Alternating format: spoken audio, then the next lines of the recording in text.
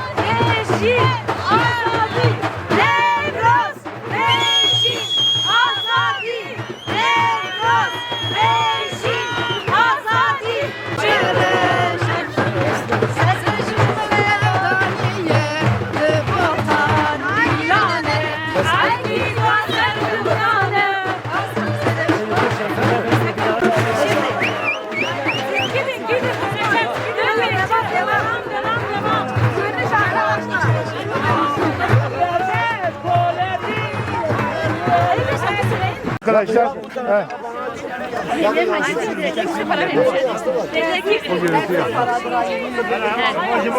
yansın. Yansın. Peki önce dizanın ev nevrozane banga azadi u yekitiya demokratike büyü vesile nevrozi em doxazin dinav gele kurte dinava gelan de yekitiyek demokratik çebe u azadiya rebeli gele kurt Abdullah Öcalan ve çebe.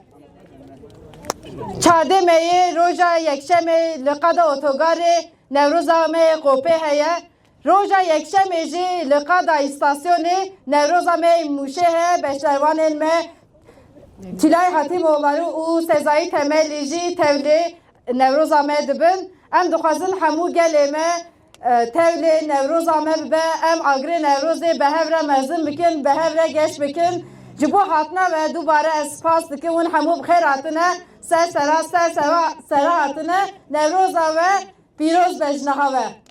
Zaman olduğu gibi valinin keyfi yasaklamaları yine önümüze çıktı ve bizim köprüye çıkmamıza izin verilmedi. Biz burada Muş'a 4 kişiden 3 kişinin oyu alan bir partiyiz. DEM Parti olarak biz buradan bir kez daha söylüyoruz. Sadece bu uygulama Muş dışında hiçbir yerde yok.